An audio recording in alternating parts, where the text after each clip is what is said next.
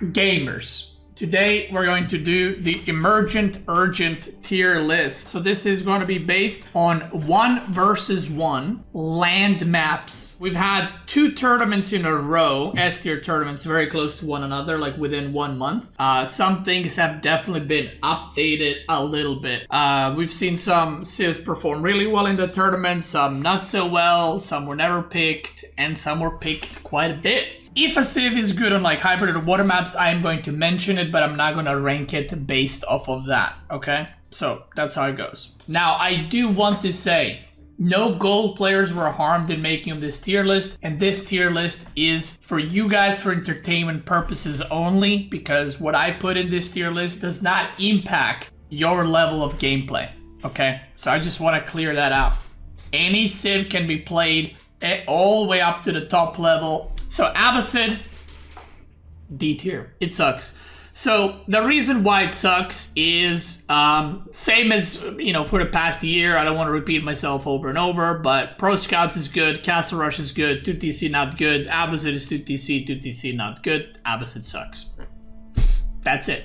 Even in the matchups that it's like decent at, I feel like it's not that good. Like I would always pick something else. So yeah. Next one. This civ we did not see played once in the last tournament. Literally, we didn't see it one single game. And it's an S tier civ. And probably, perhaps, maybe the best civ in the game right now, it is China. So China was banned in the last tournament, last S tier tournament, the SteelSeries LAN. In every single series, it was banned by both players. So there was literally no games played with China the whole tournament. Yeah, so I think that kind of explains it. The reason they're so good is because of pro scouting, because of Song Dynasty, because of the dynasty bonuses that they have, and the fact that they can make Imperial officials from Imperial Academy, basically having more workers than any other civ. It's just overpowered. While we're at China, let's just mention the variant of China, Jushi Legacy, S tier baby. Pretty much the same reason as China. I do consider Jushi Legacy a bit weaker than China, simply because in order to make Imperial officials with Jushi, you have to make it out of TC. China does not, so you basically just have more villagers with China. And the dynasty bonuses, in my opinion, the Chinese ones are a lot better. Like having, what I mean dynasty bonuses, like in the first one, Tang Dynasty, China has extra range or vision on scouts, which is super, super good in Dark Age. Then Song Dynasty is really good. And I feel like Jushis are not quite there, but they're super, super strong. The next civ we'll be talking about is going to be, let's just get out of some of these dented civs out of the way. Order of the Dragon, again, same reason as always. This civ is very good at low levels, but pretty atrocious at the top levels. I think we have seen it in the tournament, but I'm pretty sure it was played on hybrid maps and not on land maps. It is not very good. It's too slow. Similar to Abbasid, like too slow, but it does play different compared to Abbasid. And the big problem that OTD has, and that will also most likely always have at the top level, is the fact that your units are twice as strong, but you have half the units from your opponent. Makes it very hard to defend different locations. The next civ we'll be talking about is going to be, yeah, let's go JD. JD, I'm going to put it in C tier. Not good. It was picked, I think, 2 or 3 times in the last tournament. And from what I remember, it did not do well. And the only 2 players that picked that, I think, were CSO and Louis. So why is JD not picked in tournaments or at the top level? A couple of reasons. It is too similar to French. And French, the way it is just a bit better. So if you want to play JD, just play French.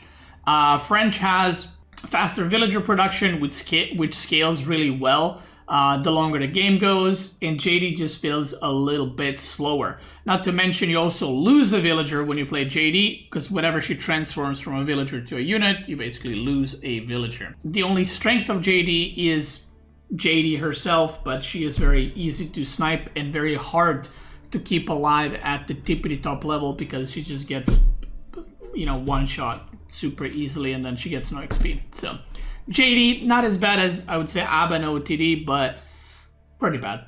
The next civilization we'll talk about is going to be English, and English will join the ranks of JD. I will say that I do think English is better than JD and better than Abbasid and Order of the Dragon. English is a really funny one. It recently received a nerf on the, buff on the farms, and English is a really weird civ, and I feel like up to like 10 minutes, it's terrible. Like, it's so bad. And then the moment the White Tower kicks in, if you're going 2TC with King, White Tower, and you get like 32 farms, it goes from like complete garbage to, I feel like it's almost unbeatable.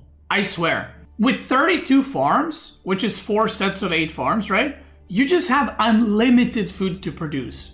And the problem is getting there without falling too far behind or just straight up not losing your economy.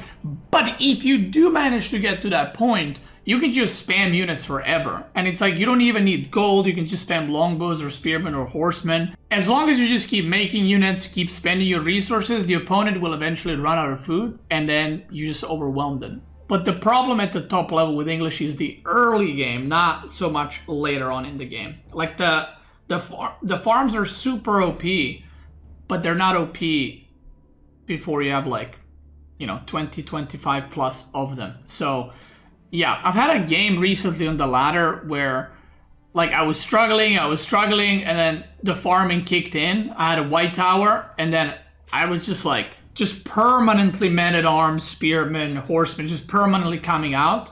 And I didn't even need to micro. I was just like trading terribly, but I had so much economy that it didn't really matter. And I ended up winning. So it's a weird one. That's kind of my take. Next one we'll be talking about is going to be, let's do Ottoman. We've seen Ottoman be played quite a bit more, and I'm not good with Ottoman, but I am going to rate this based on what I've noticed at the tournament and how people played it and how much people picked it. I'm going to rate Ottoman B tier. I think Ottoman is an interesting one as well.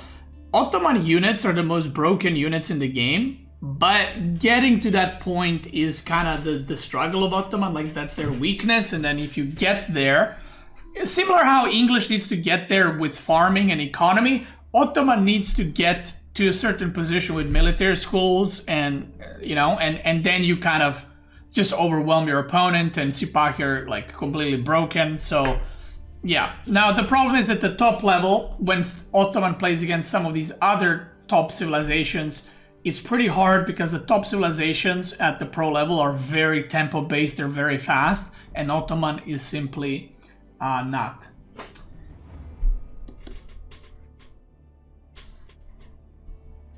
Yeah, that's Chichi Dog. So yeah, but I do think it's a weird one. I feel like Ottoman is a good civ, but you have to be kind of careful what you play it into at the top level. I think some of the matchups for Ottoman are like really good. Like for example, I think Malian is like one of the best civs we have right now, but Ottoman is really good into Malian because Malian is also a civ that takes a little bit to get going. And because of that, Ottoman can get to that point, and then their units can kind of shine through. All these civs, I guess except JD, do not really go for pro scouting, and they're not really good with pro scouting. So obviously in the future, if pro scouting gets nerfed, removed, or whatever else, these civs are automatically going to become better. And I've been saying this for the past couple of tier lists, but I mean, it still holds true. So yeah. The next civilization I'll be talking about is going to be French, and I'm going to put French in B tier. Maybe it's a B plus. I'm not sure. I do think French is good. A lot of the top players do play French, but I don't think it's like, ooh, I got this matchup that's so good for me. I feel like French is an all-around decent pick, but it doesn't shine in anything. So I do think it's good. It is played in the tournaments quite a bit, actually, and I think it did well win rate-wise, but I'm going to put it in at the B tier. Now let's talk about KT. It's terrible. On land maps, it is terrible. It is very, very bad civ. But on hybrid maps and on water maps, KT is the best civilization by far. It is not even close, okay? So if I was basing this off of water or hybrid, I would put KT in S tier because it's absolutely broken on those maps. The reason it's broken on water maps is because you gather a lot of wood in order to make fishing ships, but because you're putting a lot of villagers on wood, you're getting the food as well through that little bonus you have, so your economy is crazy good. On land, you cannot just put all your villagers on wood, so that bonus that transfers 20% of wood into food doesn't really work quite as well. And I haven't seen KT on land maps since the civilization came out. I'm trying to think, but I don't think anyone picked it on a land map since the civilization is released, in a tournament at least. Obviously, I've seen it on ladder, so it's pretty bad. I would probably say the worst civ on land. Next one we'll be talking about is Byzantine. Now, I actually think the last 2 or 3 times when I was making a tier list, I'm pretty sure I put Byzantine in A tier. Someone can correct me on this, but Byzantine is very, very, very strong. Oof. It's such a strong civ. I had 1 or 2 series in the tournament where I first or second picked Byzantine. A lot of people play Byzantine at the top level. It is a very, very popular pick. And I don't think there's any player that doesn't play it, because every player thinks it's worth investing their time into. Like, there's some civs like Ottoman or French where not everybody maybe plays it, but Byzantine, everyone was all over it. There's a new style with Byzantine that I suggest you guys try. It's basically horseman plus longbow into cataphract longbow. And I've said this yesterday, but cataphract longbow, in my opinion, is the most broken comp you can have in Castle Age. It kills everything.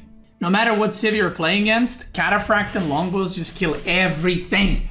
Also, we've seen a lot of hippodrome at the tournament as well. So not even just Grand Winery. We've seen a lot of hippodrome. I would even say it was probably like 50-50.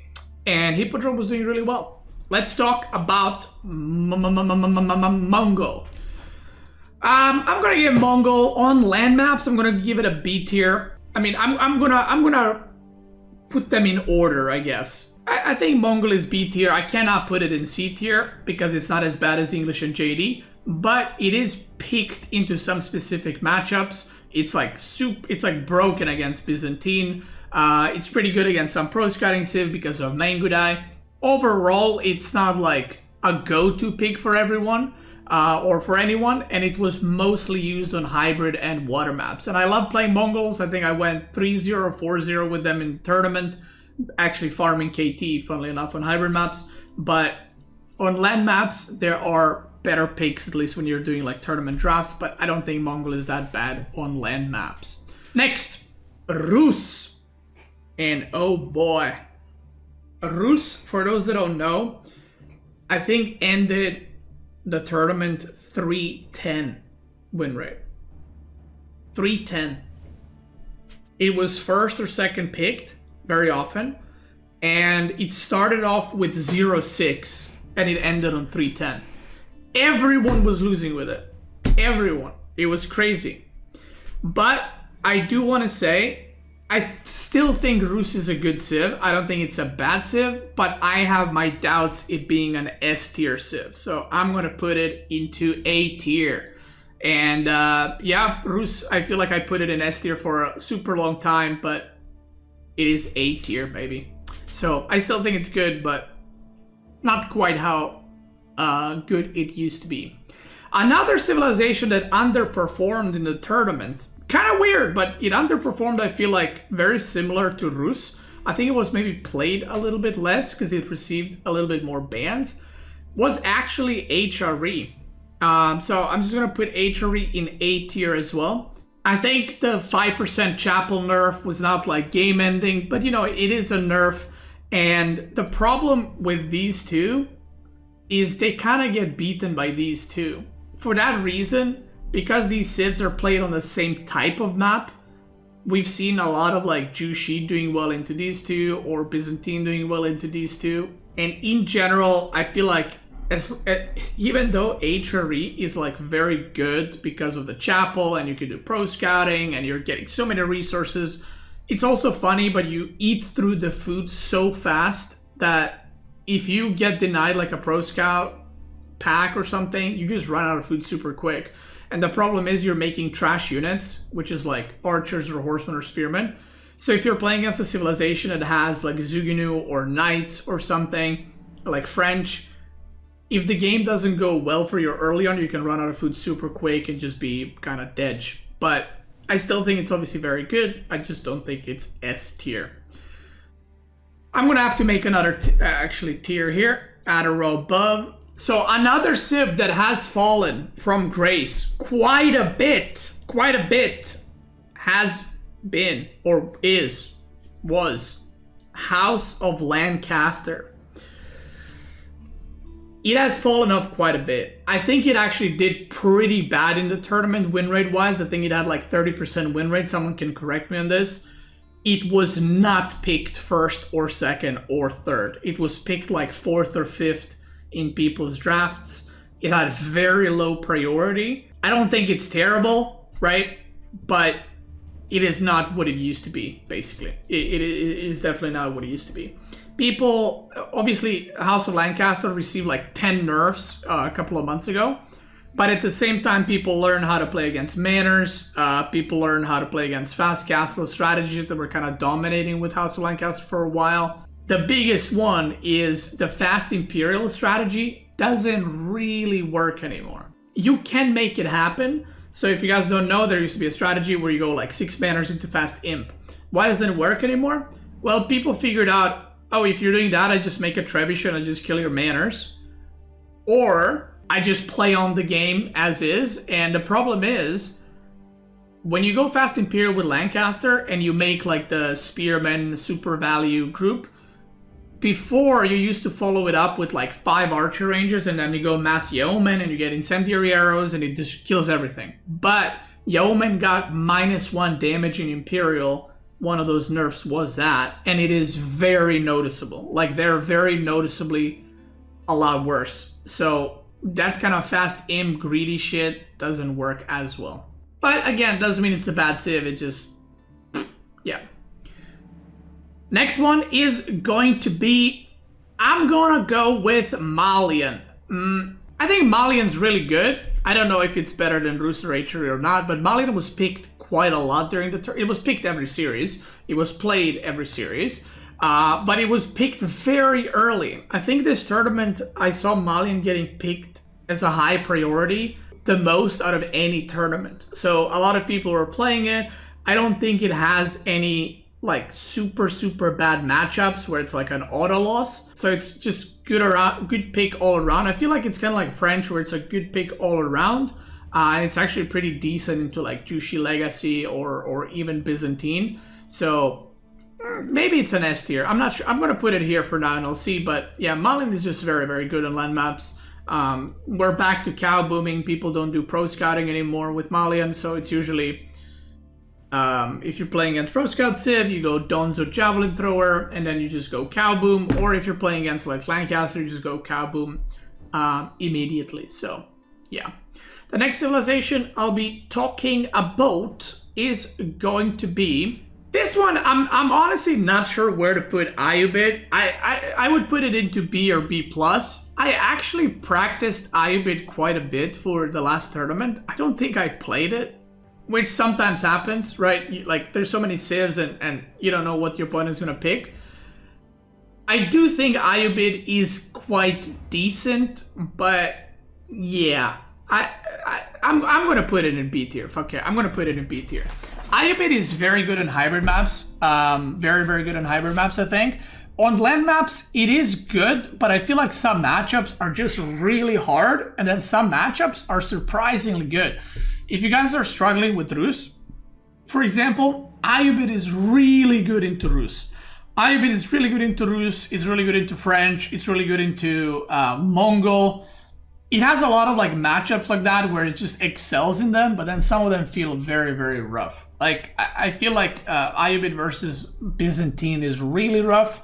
I'm gonna put it in B tier. The next one I'll be talking about is going to be Delhi. Delhi has seen quite a lot of play once again. So in the previous tournament, not the Steel Series one, the one before, EGC one, we actually didn't see Delhi at all. And I think Delhi was like last in win rate and it was like 0-2. Now the reason for that is not because Delhi was bad as a civ, but there was only 2 maps viable for Delhi. So basically what would happen is there would be 1 or 2 maps in the draft in the series. And if you pick Delhi, the opponent's like, oh, he's going to play Delhi there. And they could just counter pick it. So people figured this out very early and then nobody just picked Delhi. But in this last one, Delhi was picked quite a bit in order to counter like Rus or to snipe some certain civs, or in general just had more better maps for Delhi as a civ. So I'm going to put Delhi into B+ tier. I don't know where it goes, but I think it's pretty good. It's not crazy good, but it's there. You know, it's still alive. And now for the biggest surprise of the tournament. I went to the tournament and I did not practice Japanese at all, like 0. I have practiced Japanese on hybrid maps. I played a lot of games with Vortex. He did not play Japanese at all. So we played Japanese on hybrid maps. Apparently, the other players had some other ideas and they were playing Japanese on land. And that shit is good. So I am pleased to say, I can't believe I'm about to do this. I can't believe I'm about to do this. I think for the first time since Japanese release, I'm going to put Japanese in S tier. The games that I've played on the land, I actually made a video about it. You can check it out as well, talking about Japanese and the meta. I played the first series against Anatan and he played Japanese against me and he fucking destroyed me. And I was like, okay, that's kind of weird. Maybe I just don't know the matchup. And then I saw another series where Anatan played against Louis and then destroyed him with Japanese. And I was like, okay, that seems pretty good. And then I ended up banning Japanese in other series because I was like, I don't know what counters it. I don't know how to play against it. So I don't want to play into it. And a lot of players in the tournament, Puppy Paul, Louis, Anatan were first picking Japanese, which is very, very cool.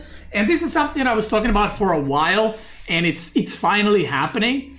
What I was talking about for a while is basically there's going to come a time where we have so many civilizations, we have 18, right? That not every pro player is going to be able to play every civ. So some pro players will have certain preferences. And for example, I don't play Japanese and Ottoman, or at least I didn't. Maybe in the future I will. But a lot of players practice those civs. I played a lot of Mongols and I practiced a lot of Mongols, and I know a lot of players in the tournament did not touch Mongols at all. So I think that's great for the game. So I've been talking about this as we were getting more and more civs over time, and it is finally happening where some civs are just not played by some players. So I'm just going to give you a quick rundown. China, Jushi, Byzantine, HR and Rus Malian are pretty much played by everybody because they're very staple standard civs. And then House of Lancaster already French, Ayyubid, Ottoman, Mongol, Delhi, Japanese, and then are not played by everybody. It's very player specific. And then these ones, nobody plays those. Well, KT gets played on water and hybrid maps, right? But on land maps, nobody really plays those. So that's it. That's going to be the tier list. And that is my, what is this? What month are we in? August? Fucking hell, time flies. This is my August 2025 tier list. Again, no gold players were harmed in the making of this video. So if you're watching on YouTube, thank you so much for watching. I appreciate you. Let me know in the chat how, you know, your civ being in like B tier is causing you to lose games. And if you're watching live, let's keep going.